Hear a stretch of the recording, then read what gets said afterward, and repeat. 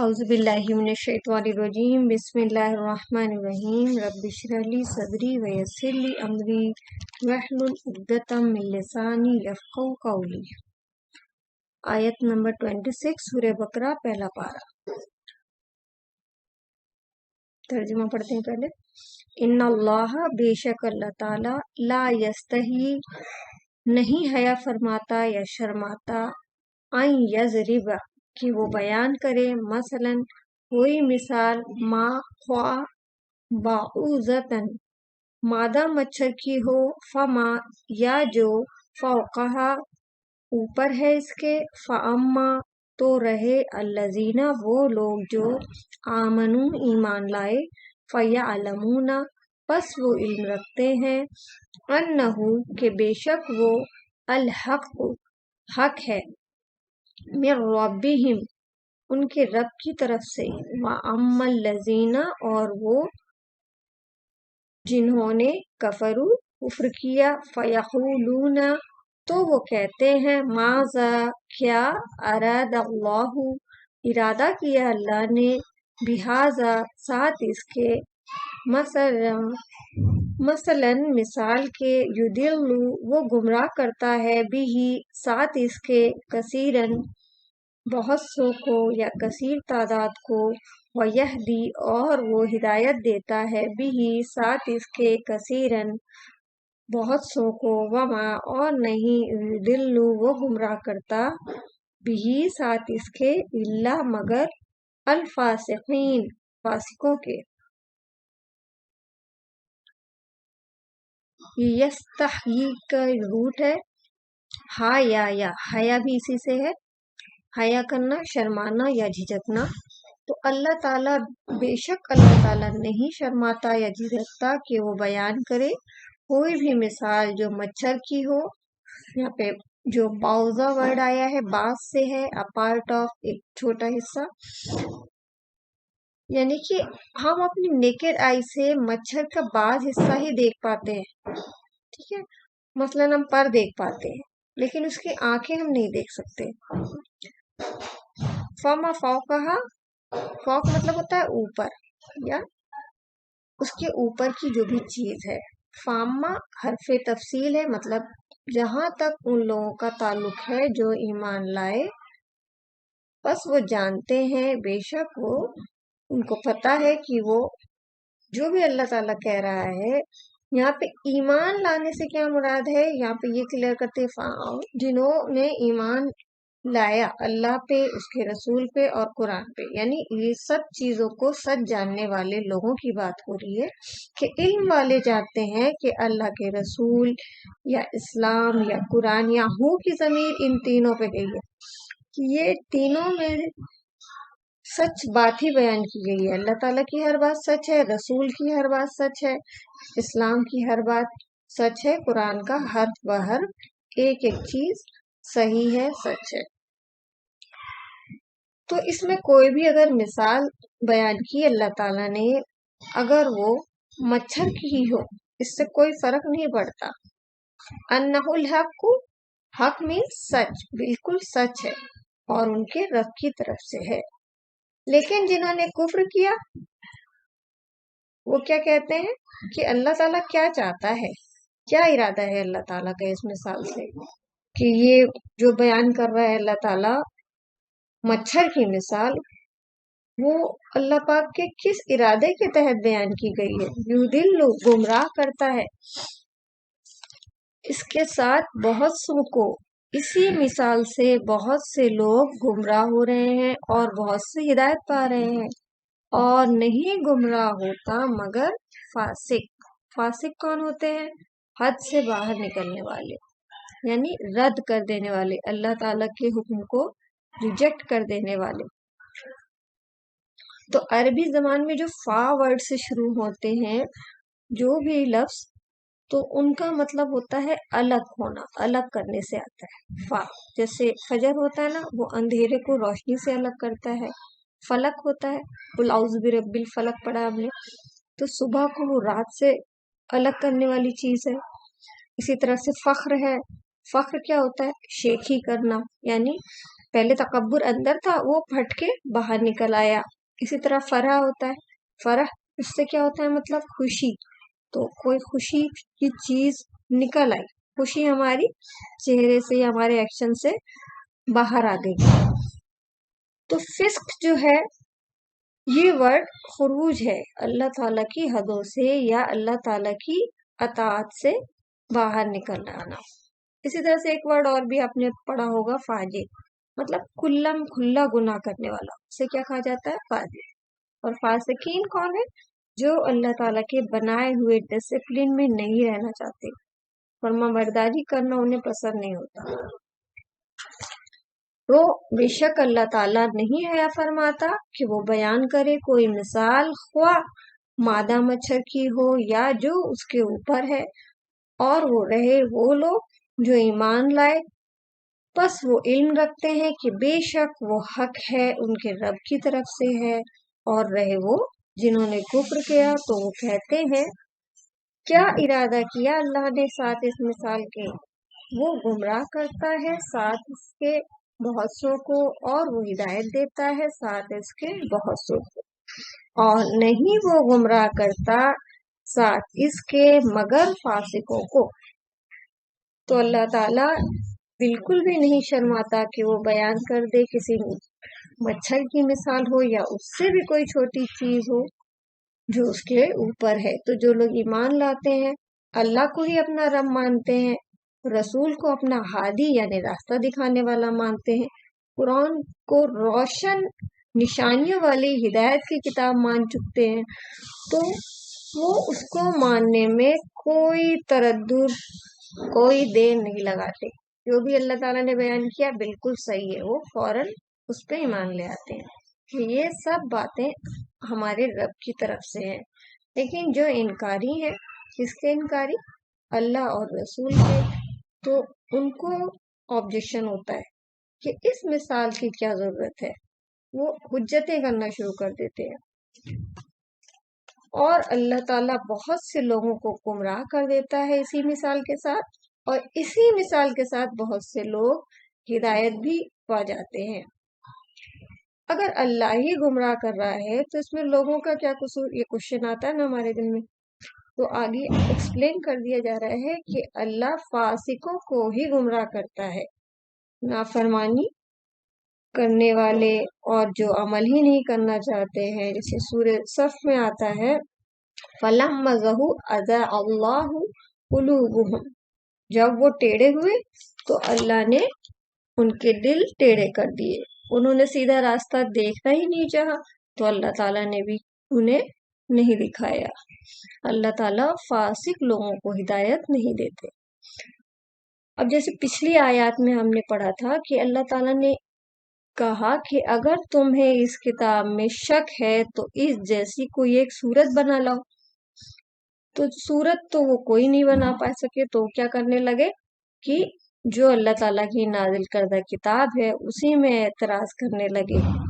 اور ایک اعتراض یہ بھی تھا کہ یہ مثالیں کیوں بیان کر ہوتی ہیں قرآن میں، خاص کر جب اللہ تعالیٰ نے منافقین کا حال مثالوں کے ذریعے بیان کر دیا تھا نا، کہ جب انہیں کوئی مشکل آتی ہے تو یہ رک جاتے ہیں، دین کا راستہ چھوڑ دیتے ہیں، جب کوئی آسانی یا فائدہ ملتا ہے تو کیا کرتے ہیں، وہ دین والوں کے ساتھ ہو جاتے ہیں. تو قرآن جن لوگوں کے خلاف ہوتا ہے یا کوئی بات ہمارے اگینسٹ میں چلی جاتی ہے تو انہیں کیا کرنا چاہیے، یا ہمیں اس وقت کیا کرنا چاہیے؟ اگر کوئی ہماری مرضی کے خلاف، ہمیں جو پسند نہیں وہ حکم آ گیا، وہ بات آ گئی، تو ہمیں خود کو بدل لینا چاہیے اگر ہم ایمان والے ہیں تو. اور فاسق کیا کرتے ہیں؟ وہ قرآن پر ہی اعتراض کرنا شروع کر دیتے ہیں، اسی میں طرح طرح کی باتیں کرنے لگتے ہیں. ایسا ہوتا ہے نا کہ جب ہمیں پتہ چلتا ہے کہ کسی کی بات بالکل صحیح ہے، بالکل صحیح بول رہا ہے، اندر سے ہم جانتے ہیں، پر وہ بات ہمیں اپنی مرضی کے خلاف نظر آتی ہے، تو ہم کیا کرتے ہیں؟ اس انسان پہ یہ اعتراض کرنے لگتے ہیں، irrelevant باتیں کرنے لگتے ہیں اس کے بارے میں. اور مقصد کیا ہوتا ہے کہ کسی نہ کسی طرح اس کو بدنام کیا جائے، اس کے بارے میں لوگوں کے دلوں میں بدگمانی پیدا کی جائے، تاکہ لوگ اس کے پاس ہی نہ آئے اور اس سے ہدایت ہی نہ پا سکیں، اس کی جو سچی بات ہے وہ لوگ سیکھ ہی نہ پائیں، سن ہی نہ پائیں۔ اس لیے آپ دیکھیں گے کہ ابھی تک جتنے بھی پیغمبر دنیا میں آئے ہیں اور پیغمبروں کے بعد بھی جتنے لوگ نیک صالح لوگ جو خالص اللہ تعالیٰ کی طرف لوگوں کو بلاتے رہے، ہمیشہ ان کا مذاق اڑایا جاتا رہا ہے، ان کے اوپر طرح طرح کے الزام لگائے جاتے ہیں۔ جیسے کہ پیارے نبی صلی اللہ علیہ وسلم اتنا بہترین کلام لے کر آئے تھے، اتنی اچھی باتیں لوگوں کو اللہ تعالیٰ کی بتا رہے تھے، لیکن انہیں کیا کہنے لگے لوگ کہ یہ تو شاعر ہے، یہ تو مجنون ہے، نعوذ باللہ۔ جبکہ پیارے نبی صلی اللہ علیہ وسلم 40 سال کی عمر تک انہوں نے کوئی شعر و شاعری، کوئی علم کی بات ایسی نہیں کی، نہ ہی ان کو دیکھنے سے یہ لگتا تھا کہ وہ مجنوں ہیں یا دیوانے سے ہیں جو ان کے اوپر الزام لگے۔ تو یہاں بھی لوگوں نے کیا کیا، پیارے نبی صلی اللہ علیہ وسلم کی قدر و قیمت کو کم کرنے کے لیے ان کے اوپر طرح طرح کے الزام لگانے لگے۔ اسی طرح قرآن کی بھی قدر قیمت کم کرنے کے لیے کیا کرنے لگے کہ کہنے لگے کہ بھئی اس میں یہ کیا مثالیں ہیں، یہ ایک مچھر کی مثال اس میں اللہ تعالیٰ بیان کر رہا ہے۔ تو یہ حربہ اور یہ طریقہ ہمیشہ حق کے خلاف استعمال ہوتا رہا ہے۔ اس پر اللہ تعالیٰ نے کیا فرمایا کہ اللہ تعالیٰ بالکل نہیں شرماتا، اسے کوئی جھجک نہیں کہ وہ کوئی بھی مثال بیان کرے، اور نہ ہی اس کے شان میں ذرہ برابر بھی فرق آتا ہے۔ تم مچھر کی بات کیا کرتے ہو، اللہ تعالیٰ تو اس سے بھی چھوٹی چیز کی جو مچھر کے اوپر ہے اسے بھی بیان کرنے میں نہیں شرماتا ہے، اور تم سمجھتے ہو کہ یہ حقیر مثالیں ہیں۔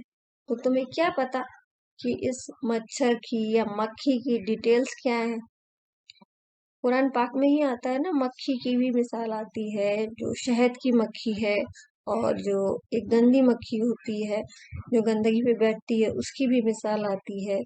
اور شہد کی مکھی کی اگر ہم مثال دیکھیں تو اس کے کارنامے جو ہیں وہ جو کچھ بھی بناتی ہے، جو شہد بن کے آتا ہے، جو اس کا پورا نظام ہے، جو اس کے چھتے کا ارینجمنٹ ہے، اور جو ایک کوئین مکھی ہوتی ہے، باقی ورکرز مکھیاں ہوتی ہیں، اور جو ان کا لائف اسٹائل ہے وہ اتنا ڈسپلن ہوتا ہے اور اتنا وہ محنت کرتی ہے پوری زندگی میں، اور جو اس کا رزلٹ ہوتا ہے وہ شہد بناتی ہے، وہ سب دیکھیں اگر ہم تو حیران ہو جائیں۔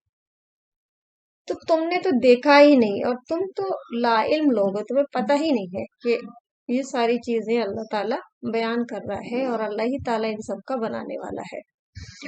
اب جیسے مچھروں سے ہونے والی بیماریاں سے جتنے لوگ مرتے ہیں نا، ان کی تعداد کسی حادثے میں، کسی ہارٹ اٹیک سے اور جنگوں میں ہونے والی موتوں سے کہیں زیادہ ہے، اور اتنی حقیر سی مخلوق اور ایسی جان لیوا ہے۔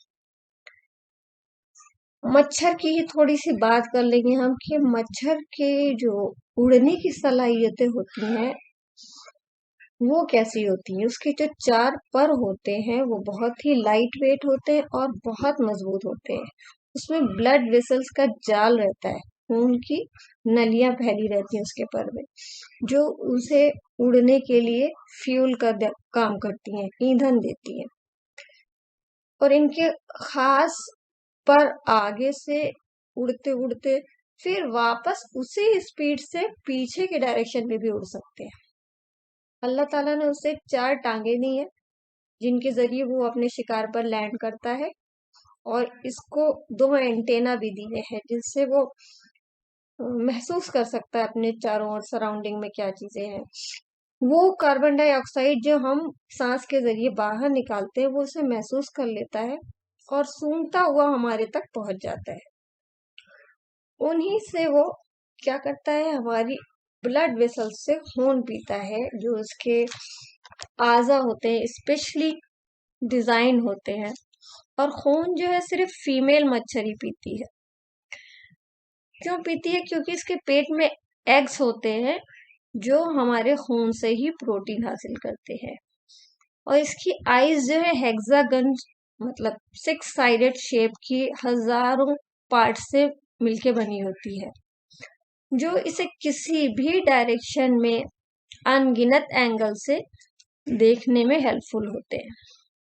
اور جو اس کے ہونٹ ہوتے ہیں، اس کے لپس ہوتے ہیں، پہلے پراپر پلیس تلاش کرتی ہے کہ کہاں پہ اس کو کاٹنا ہے، اور اس کے جبڑے اتنے شارپ ہوتے ہیں کہ جب وہ لپس اس کو پراپر پلیس تلاش کر چکتی ہے تو اس کے جبڑے آگے پیچھے ایسے ایسے ہو کے بہت ہی تیز نائف کے جیسے ہوتے ہیں، آگے پیچھے ہو کے اس جگہ کو یا ہماری کھال کو، اسکن کو ایک جگہ سے کاٹ دیتے ہیں۔ پھر جو اس کا ڈنک ہوتا ہے وہ اس کو جو کٹی ہوئی جگہ ہے اس سے گھس کے بلڈ ویسل تک پہنچتا ہے اور اس میں اپنا ڈنک چبھو کے وہ خون پیتا ہے۔ اب کیونکہ ہمیں پتا ہے کہ جب ہمارے باڈی کہیں سے کٹ جاتی ہے تو تھوڑی ہی دیر میں خون جمنے لگتا ہے، کیونکہ وہ کٹی ہوئی جگہ سے ہماری نرو سیلز فوراً دماغ میں ہمیں میسج دیتی ہیں، اور وہاں پہ وہ دماغ ایسے کیمیکل سیکریٹ کرنے کا حکم دیتا ہے باڈی کو کہ جس کی وجہ سے خون جم جاتا ہے۔ تو اس کا بھی انتظام اللہ تعالیٰ نے مچھر کی باڈی میں کیا ہے کہ وہ جب خون سک کرنے کے لیے اینٹینا کے ذریعے پہنچ کے اپنا ڈنگ گھساتی ہے تو وہاں پہ ایک کیمیکل بھی چھوڑتی ہے جس سے خون جم نہیں پاتا، اور اسے اس کے پیٹ بھر خون پینے سے کوئی روک نہیں سکتا۔ باڈی کا جو نظام تھا نا تھرومبین بننے کا، خون جمنے کا، وہ فیل کر کے پھر آرام سے خون پی لیتی ہے۔ اور اگر ہم اسے مارنا چاہتے ہیں تو کیا ہوتا ہے، اس کی جو بہت ساری آئیز ہیں وہ دیکھ لیتی ہے اور اسے ہم مار نہیں پاتے، وہ پہلے ہی بھاگ جاتا ہے۔ اور اس کے اوپر جو ایک پیراسائٹ ہے وہ اس کی بھی بات کر لیں، اس کا بھی پورا باڈی کا سسٹم ہے، یعنی کہ اس کے اندر ریسپائریٹری سسٹم بھی ہے، سرکولیٹری سسٹم بھی ہے، ڈائجسٹو سسٹم بھی ہے۔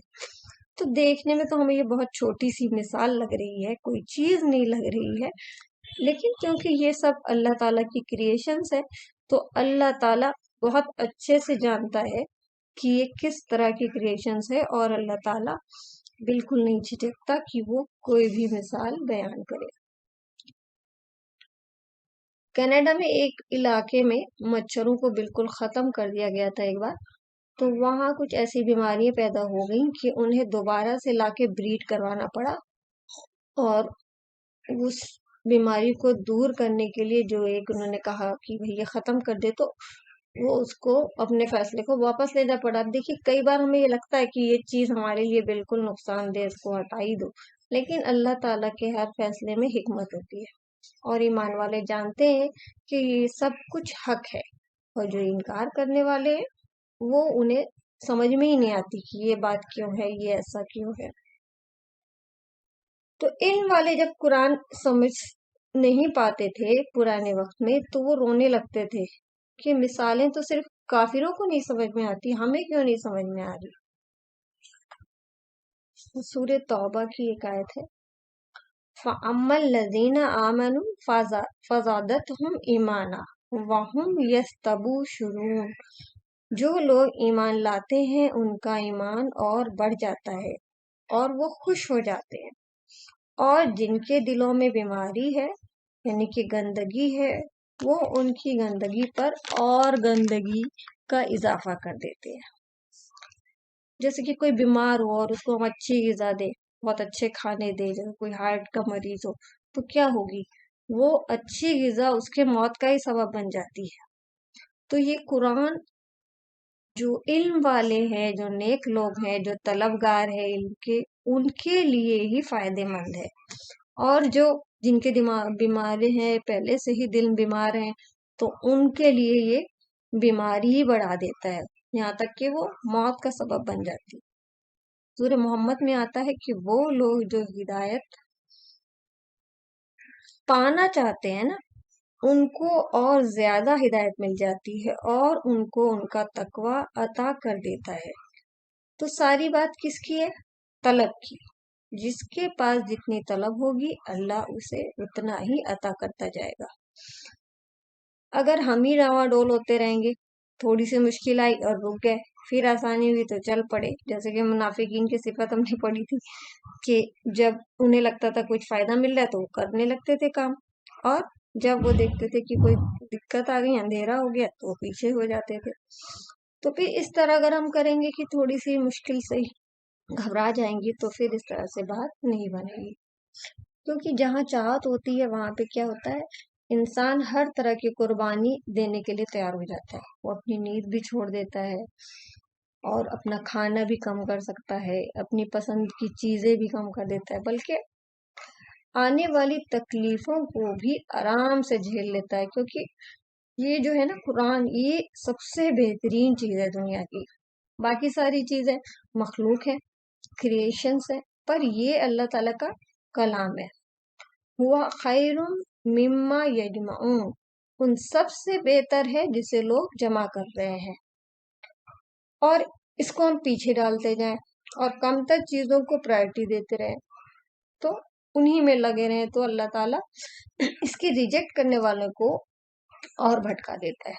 سورہ فصلت آیت نمبر 17 میں آتا ہے وَأَمَّا ثَمُودُ فَهَدَيْنَاهُمْ، ہم نے سمود کو ہدایت دی تھی تو انہوں نے ہدایت پر اندھا رہنے کو ترجیح دی،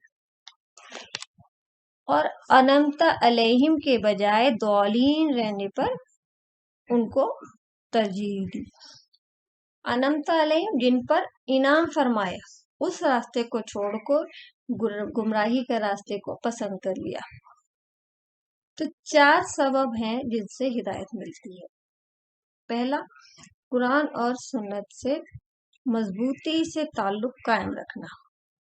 ایک حدیث ہے پیارے نبی صلی اللہ علیہ وسلم کی، جس کا مفہوم ہے کہ میں تم میں 2 چیزیں چھوڑ کے جا رہا ہوں، اور تم گمراہ نہیں ہو سکتے اگر تم انہیں 2 چیزوں کو بہت مضبوطی سے تھامے رہو۔ کون سی وہ 2 چیزیں؟ قرآن اور سنت۔ تو ہمیں قرآن اور سنت کا علم حاصل بھی کرنا ہے، اور ان پہ مضبوطی سے جمے رہنے کا مطلب ہے کہ ان کو اپنے عمل میں لاتا ہے، یہ نہیں کہ بس پڑھ لیا اور ہمارے اعمال اس کے اکارڈنگ چینج نہیں ہوئے، تو اپنے عمل کو بھی چینج کرتے جانا ہے۔ یہ سبب ہوا پہلا ہدایت کا۔ اور دوسرا سبب ہے کائنات کی نشانیوں میں غور و فکر کرنا، جیسے ستارے ہیں، درخت ہے، آسمان ہے، زمین ہے، تو ان پہ غور کرنا بھی ایک طرح سے عبادت ہے، کیونکہ جب ہم ان پہ غور کریں گے تو ہمیں اللہ سے محبت ہوگی، اللہ کی تقوی حاصل ہوگا، اللہ سے ہمارا تعلق مضبوط ہوگا۔ اور تیسری چیز ہے دعاؤں کی کثرت۔ تو جتنی بھی دعائیں آپ کر سکتے ہیں کریں، جہاں بھی اٹکیں، جہاں بھی پھسلیں، جہاں بھی کوئی لگے پرابلم آ رہی ہے، تو وہاں پہ اللہ تعالیٰ کو یاد کریں اور دل میں اللہ سے مانگتے رہیں۔ اس کے لیے کوئی پرٹیکولر مجلس یا کوئی بہت موقع کی ضرورت نہیں ہے، جہاں پہ بھی ہوں اگر کوئی پرابلم آئے اللہ تعالیٰ کو دل میں یاد کر لیں، کیونکہ اللہ تعالیٰ ہمیشہ ہماری دعائیں سنتا ہے، اور اللہ تعالیٰ قرآن میں ہی فرماتا ہے کہ میرے بندوں سے کہہ دو کہ میں ان کے قریب ہوں۔ چوتھی چیز ہے مجالس ایسے لوگوں کی جو نیک ہو۔ تو نیک لوگوں کی مجلسیں، جیسے علم کی مجلسیں، دین کی محفلیں، ایسے لوگوں سے ملنا، جیسے مسجدوں میں بار بار آرگنائز ہوتے رہتے ہیں، بڑے بڑے اسپیکرز کے بیان وہاں ہونے والے ہوتے ہیں، تو ہمیں وہاں جانا چاہیے اور باتیں سننی چاہیے، کیونکہ جب ہم جائیں گے ہی نہیں تو راستہ کہاں سے ملے گا، ہدایت کا راستہ کہاں سے ملے گا؟ جو آلریڈی اس راستے پہ آگے بڑھے ہوئے ہیں ان کی صحبت اختیار کرنے سے ملے گا۔ تو یہ 4 چیزیں ہیں جو ہدایت کا سبب بنتی ہے، اور یہ یاد رکھیں کہ طلب والوں کو ہی ہدایت ملتی ہے۔ فاسقین کو ہدایت یعنی جو حد سے بڑھ جانے والے ہیں، اللہ تعالیٰ کی حدوں میں رہنا انہیں پسند نہیں، وہ اس سے باہر نکلتے رہتے ہیں، تو ان کو ہدایت نہیں دیتا اللہ تعالیٰ۔ اور یہ ہمیں کوئی حق نہیں ہے کہ ہم اللہ تعالیٰ کے فیصلوں پر یا اللہ تعالیٰ کی تخلیق پر یا اللہ تعالیٰ کے کلام پر اعتراض کریں۔ ہم دیکھیے سوال تو کر سکتے ہیں کہ بھی اس کی کیا حکمت ہے، یہ جو اللہ تعالیٰ نے احکامات بیان کیے ہیں، جیسے سپوز پردے کا حکم آیا ہے या नमाजों का हुक्म आया या किसी भी अहकाम पर हम अपना नॉलेज तो बढ़ा सकते हैं। ला इल्मी का इलाज क्या है कि हम नॉलेज हासिल करें, पर ये नहीं कर सकते कि ये क्यों है इसमें, इसका तो कोई सेंस नहीं है। तो ये सब कहना मना है। और कभी कभी हम क्या कहते हैं, अल्लाह ताला के फैसलों की हिकमत हमें समझ में नहीं आती है तो हम उसमें भी एतराज करते हैं। तो अल्लाह ताला के फैसलों पर एतराज करना भी हमें फासिकीन के हद में लाके खड़ा कर देगा। जैसे कि कोई फौत हो जाए तो हम कहते हैं ये ही क्यों चला गया, या कोई प्रॉब्लम आ जाए तो हम ये क्या कहते हैं, हम पर ही क्यों आ गई ये प्रॉब्लम, ये मेरे साथ ही ऐसा क्यों हो गया। फासिक का मतलब होता है हद से निकलने वाला। तो हमें ये गौर करना है कि कहाँ कहाँ पे हम अपनी लिमिट्स क्रॉस करते हैं। सुब्हानक अल्लाहुम्मा व बिहम्दिका अशहदु अल्ला इलाहा इल्ला अंता अस्तगफिरुका व अतूबु इलैक।